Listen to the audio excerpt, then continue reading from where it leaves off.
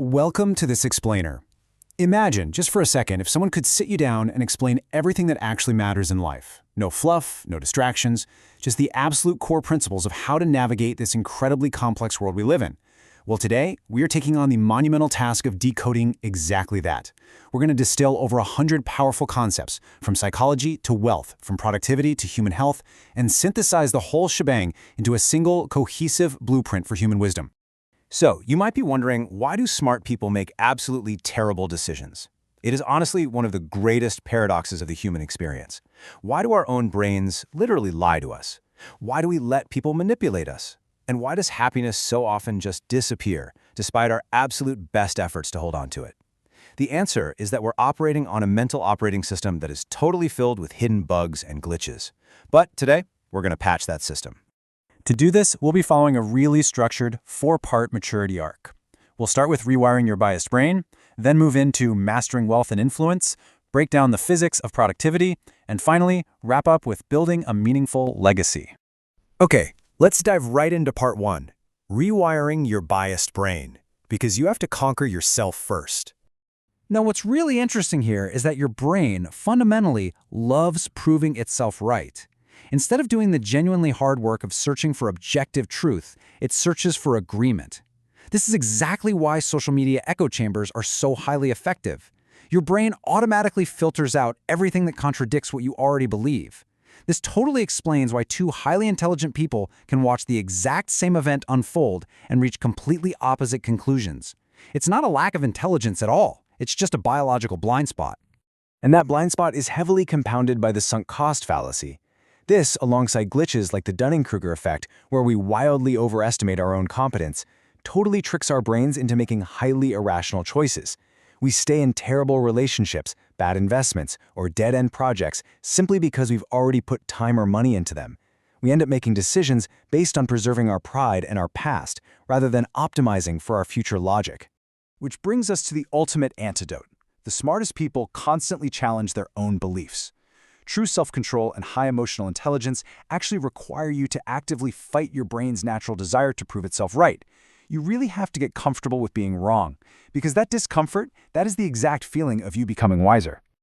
All right, let's transition to the external world with part two, mastering wealth and influence.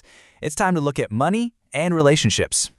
So, money fundamentally controls human behavior, but most people totally misunderstand it. The difference between wealth and financial struggle usually comes down to a really simple binary. Assets put money in your pocket, and liabilities take money out. It's a massive aha moment when you realize that because of lifestyle inflation, that sneaky trap where your spending increases as your income increases, we constantly buy liabilities disguised as assets. We buy expensive cars or massive houses that drain our resources rather than investments that actually generate them. But when you shift focus to acquiring actual assets, you unlock the raw mathematical power of compound interest. The growth isn't just a straight line, it is exponential. It builds kind of slowly at first, and then boom, it explodes upward. Whether it's investing money, building a business, or even just saving, time is the ultimate multiplier.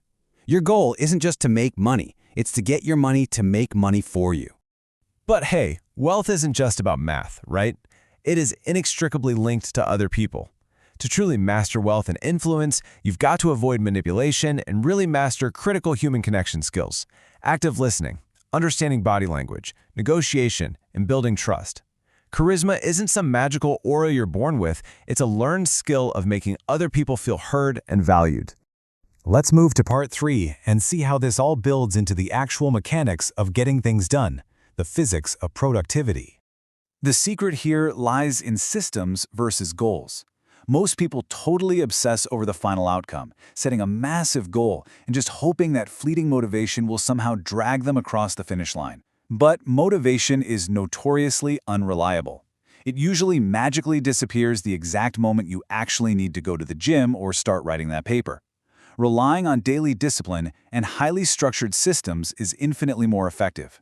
When you focus on the daily process, you remove the emotional burden of the finish line and just focus on taking the very next step. You also have to understand your own working tendencies. Parkinson's law highlights a massive dissonance between how we think we work versus reality. Listen to this. If you give yourself a week to write a report, it's going to take a week. If you give yourself 2 hours, it takes 2 hours.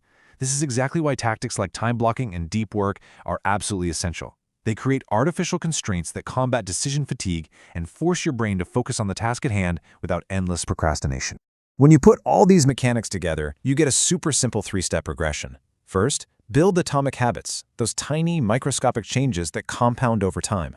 Second, maintain brutal consistency, ignoring the urge for immediate results in favor of delayed gratification. And third, through that repetition, you will routinely enter a flow state where work basically becomes effortless.